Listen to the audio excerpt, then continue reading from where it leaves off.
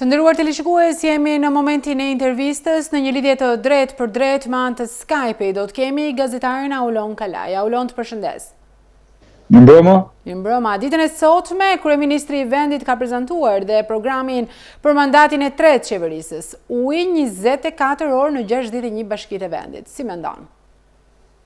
Në fakt, kjo është një pyetje surprizë dhe më vjen për të qeshur sepse të mendosh që Shqipëria e 2021-shit do të diskutonte ujin e pijshëm është se sa katastrofë kemi ecur gjatë kësaj periudhe, që do të thotë kanë kaluar 30 vite tranzicion, një tranzicion i stërgjatur dhe ende ne nuk kemi zgjedhur një nga çështjet më ekzistenciale, duhet thënë, në të gjithë botën, që është uji. Pastaj a është i pijshëm apo i papijshëm, hajde ta diskutojmë duke marrë me radhë që Bashkinë e Tiranës. Përsa i përket këtij premtimi, kjo nuk është një gjë e re. Të njëjtin premtim kryeministri Rama e ka dhënë në 2013. Më kujtohet atëherë kur premtonte në gjithë territorin e Republikës së Shqipërisë ujë të pijshëm, por ishte një nga premtimet, duhet thënë, të cilat për mendimin tim ka dështuar me sukses. Fakti që sot nuk po dalim nga Tirana, po marrim qytetin e Tiranës, nuk kemi jo vetëm ujë të pijshëm, po nuk kemi ujë, do të thotë që në çfarë situate jemi. Kryetari i Bashkisë Tiranës, ose më saktë kryetari i Komitetit Ekzekutiv, i bën thirrje qytetarëve të Tiranës që të heqin depozitat, ndërkohë nga ana tjetër nuk ka ujë. Për shembull, ti mund zgjohesh në Tiranë në mëngjes dhe nuk mund të lash dot syt, por mund të shkosh në një lokal për t'i larë syt. Kjo ndodh në kryeqytetin aq shumë të vlerësuar me çmime të cilat janë të sajuara, duhet thënë, me çmime imagjinare nga Erion Veliaj, dhe duke pasur parasysh se si është Tirana, të mos largohemi nga Tirana për të shkuar në qytete të tjera, për të parë dhe për të kuptuar se çfarë ndodh me ujin e pijshëm në Shqipëri. Mendoj që është një premtim jo vetëm i pambajtur, por është edhe i pambajtshëm, që do të thotë Shqipëria ka shumë probleme me përsa i përket ujit të pijshëm dhe vetëm një qeveri e përgjegjshme, e cila si yll polar do të kishte faktin që Shqipëria është një nga vendet më të pasura me burimet ujore, vim të dytët pas Norvegjisë, në mos gaboj, atëherë kjo çështje duhet ishte zgjidhur një herë për gjithmonë, jo tani që po diskutohet, pra jemi në marsin e 2021-shit dhe kryeministri Rama e premton për 2022-shin, 2023-shin, 2024-ën apo 2025-ën, kështu që unë mendoj që një njeri që nuk pati vullnet për ta bërë këtë çështje për 8 vite, atëherë pse duhet t'i japim edhe 4 vite tjera për të bërë një nga çështjet që për mendimin tim edhe një herë tjetër po them do duhet ishte të i kaluar me kohë, përsa i përket furnizimit me ujë. Pastaj për ujin e pijshëm, ju e dini që shumë familje në Tiranë, pothuajse 95% të tyre nuk e përdorin ujin jo vetëm për ta pirë, jo, sepse vjen si llum, ka shumë klor, edhe është ujë gëlqeror, por përdorin ujin e bler edhe për të gatuar. Pra, jo vetëm që nuk e pijnë, por edhe ujin për të gatuar e blejnë. Kështu që unë mendoj që ky është një mashtrim i radhës i kryeministrit Rama, i cili tani më ka kaluar në fazën e premtimeve hyjnore, jo se premtimi 24 orë ujë për bashkitë e vendit është premtim, po themi, hyjnor, por është i pambajtshëm dhe absolutisht nuk mund të realizohet dot. Unë mendoj që investimet në këtë fushë do duhet të ishin shumë të mëdha, që ne të kuptonim që qeveria ka seriozisht pikërisht çështjen e ujit. Të flasësh në 2021-shin për ujin, për rendin, sepse ne jemi në një pikë kritike edhe për rendin, në rast se ju doni edhe mund ta diskutojmë në vijim, pra ku ne bandat na dalin nëpër rrugë dhe kërcënohen njerëz, kërcënohen zyrtar të lartë politik, kërcënohen deputet të opozitës etj.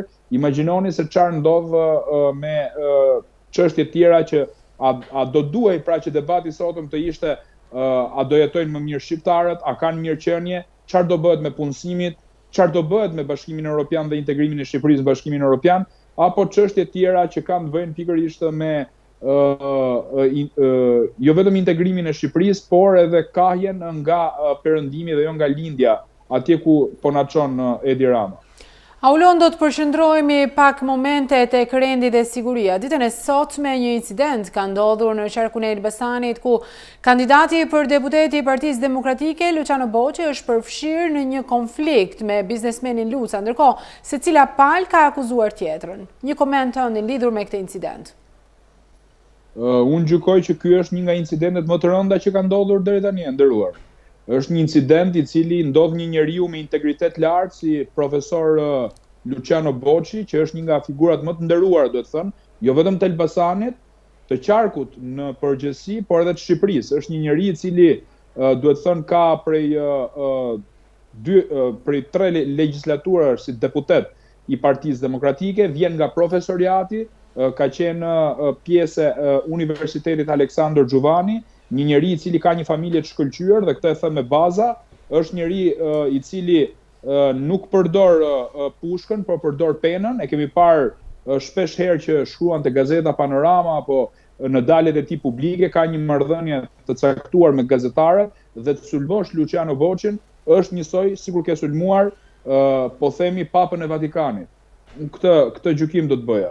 Pra, Luciano Bocci është një nga ato figura të rralla, jo vetëm të Partisë Demokratike, më kuptoni drejt, po të politikës shqiptare që e ndëron politikën shqiptare fakti që ai është në parlament apo që është kandidat për deputet edhe pse i shtati në listën e Elbasanit. Më lejoni t'ju them që unë kam pasur një bisedë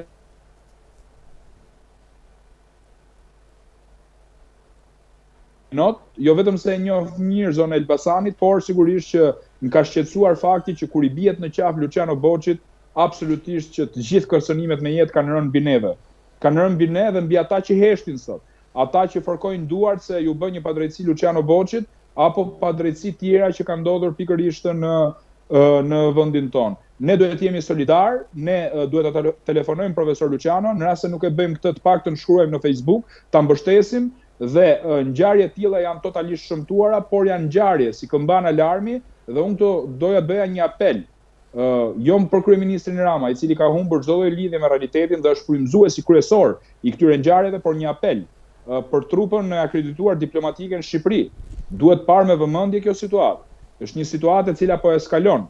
Këta kanë humbur kontrollin, këta me që do humbin pushtetin absolutisht janë në gramat e fundit të tyre dhe i mbyturit të mbyt, që do të thotë ngjarja e sotme e Labinotit është një kronike paralajmëruar. I keni parë ngjarjet e tjera në Elbasan apo jo? Incidentet e tjera që kanë ndodhur në përzyrat elektorale të Tiranës, tek njësia 7, apo rrahja që ka ndodhur pikërisht në zonën e Astirit mbi Dorian Protoduarin.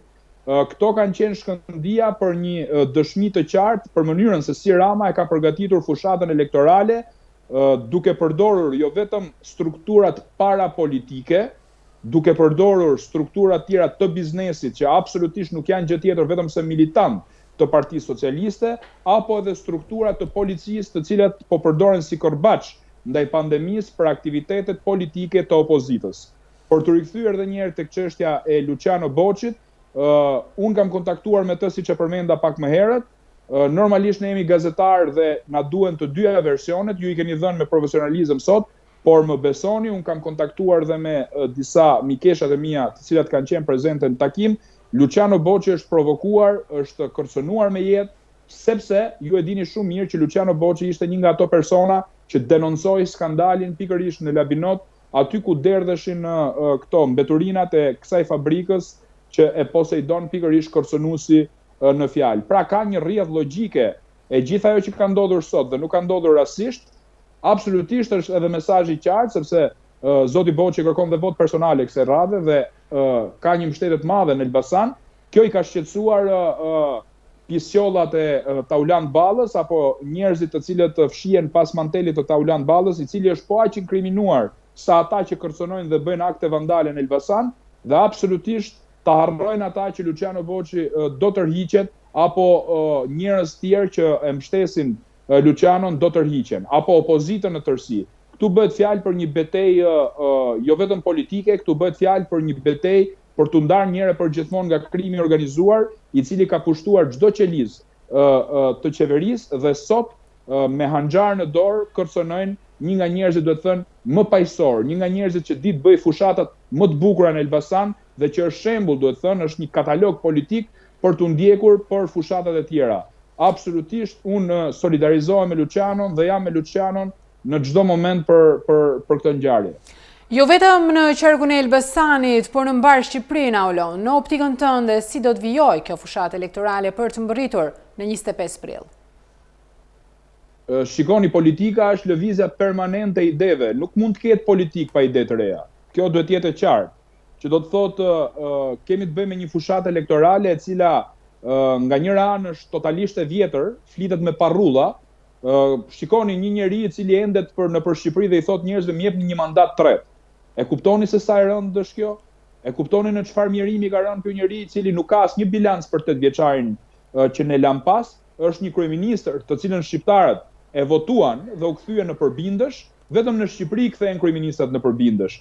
Ky njeri është kthyer në një sundimtar dhe absolutisht tu duhet të citoj një shprehje të Hitlerit i cili thonte sa fat për sundimtarët kur njerëzit nuk mendojnë. Por unë gjykoj që shqiptarët po mendojnë. Unë gjykoj që shqiptarët janë ngritur në lartësinë e një kombi siç është ai i Belgjikës, i Hollandës dhe këtë do ta rregojnë me votë kësaj radhe. Ata do ta refuzojnë këtë regjim i cili ka marrë fatet e tyre peng. Një politikan mund t'i marrë peng fatet e një kombi për një kohë të saktuar, por nuk mund t'i marrë fatet e një kombi peng për gjithmonë. Kështu do të ndodhe me sklavo pronarin Edi Rama, i cili po i trajton shqiptarët si kavje eksperimentale, po i trajton ata si sklever, që do të thot endet me një vaksin të dyshim nëpër Shqipëri, shkon në Shkodër me vaksin për të bërë vota, ndërkohë që në Fier i mbetet hatri votuesve të vet dhe thot me që votat tona i kanë Fier, atëherë po shkon në Shkodër për të siguruar votat tjera. Të bësh politik sot me vaksinën, vetëm Edi Rama mund ta bëj, të bësh politik sot me tërmetin, vetëm Edi Rama mund ta bëj, e ka për detyrë për të ndërtuar shtëpitë e shqiptarëve, nuk i kanë nxjerr parat nga shtëpia e tij në Surrel, parat ja kanë dhënë taksapaguesit europian, apo edhe më gjerë, ju kujtoj këtu konferencën e donatorëve që i dhuroi shqiptarëve, jo Edi Ramës, i cili e trajtoi si një fitore personale, lavdi personale, shifrën për 1.3 miliard eurosh që ju akordua shqiptarëve për rindërtimin në shkurtit e vitit që lam pas dhe asnjë nga 3 premtimet e Ramës nuk u mbajtën.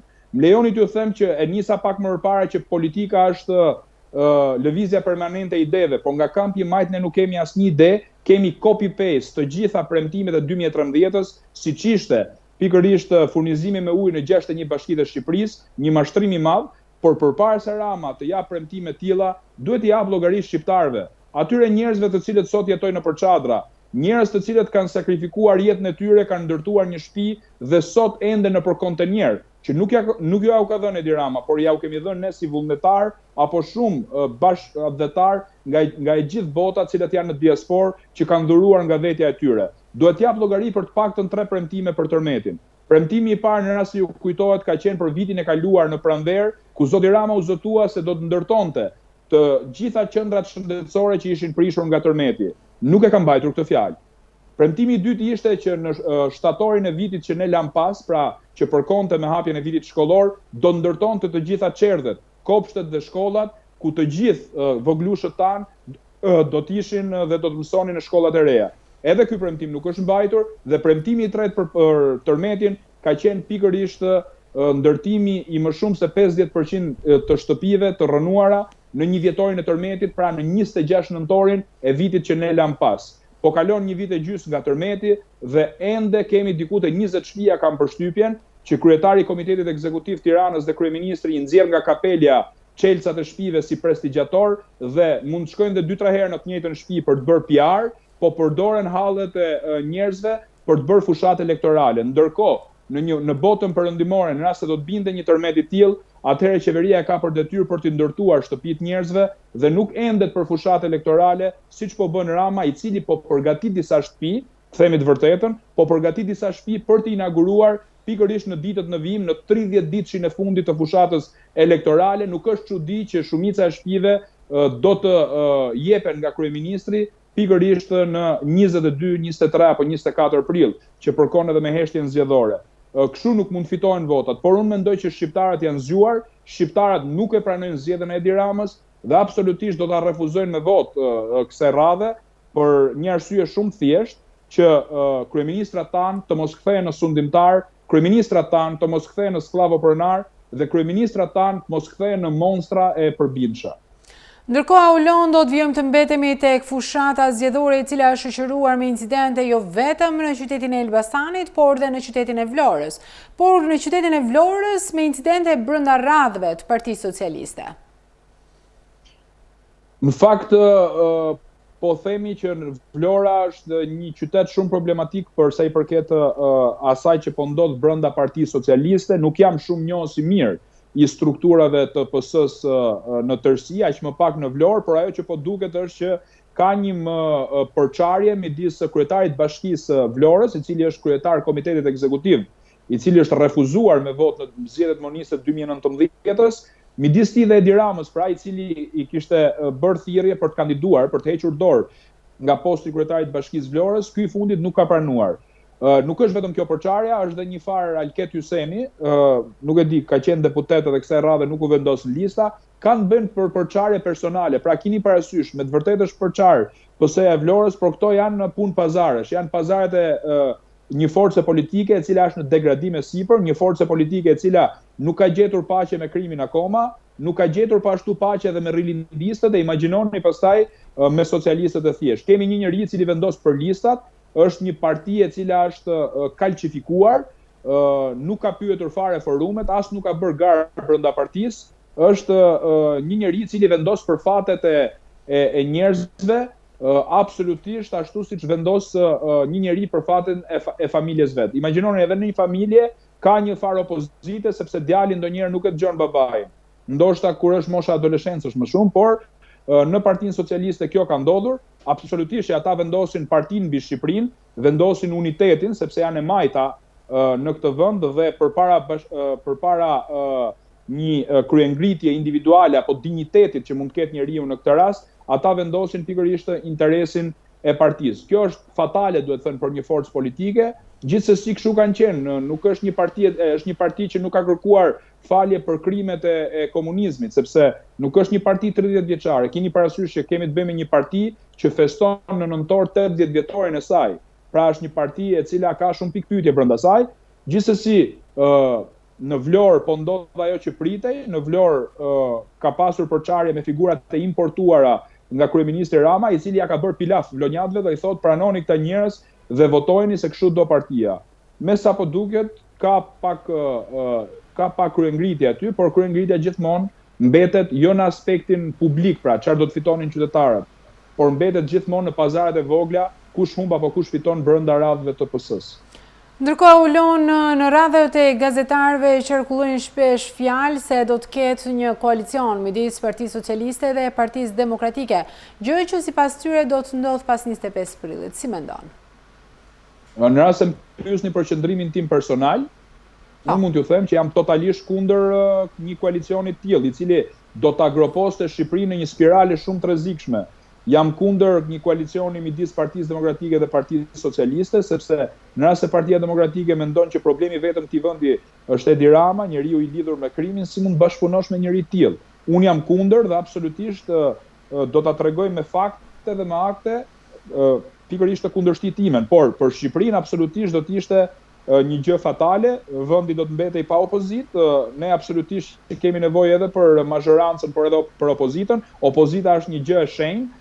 Madje opozitat në të gjithë botën duhen mbështetur, vetë media duhet jetë në opozitë, megjithëse në Shqipëri ju e dini fort mirë që 95% e mediave mbështeten nga Rama, madje financohen nga kryeministri. Një koalicion i tillë është për të përhapur një lloj konfuzioni tek qytetarët që të mos dalin të votojnë. Një gjë të tillë e ka penalizuar Partinë Demokratike në 2017, kur u krijua një iluzion që Partia Demokratike me Partinë Socialiste do të bënin një koalicion paszgjedhor dhe se ishin bashkë dhe se të dyja në blok po sulmonin lëvizjen socialiste për integrim.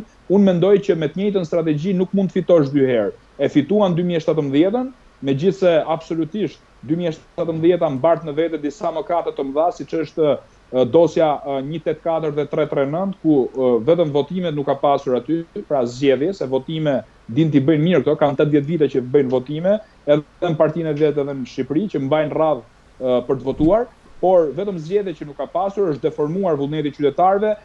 Këtë e dëshmoi fare mirë gazetari Peter Tajt i gazetës Bild, një nga gazetat më prestigjioze jo vetëm gjermanisë, po tabloidi më i fuqishëm në Europë.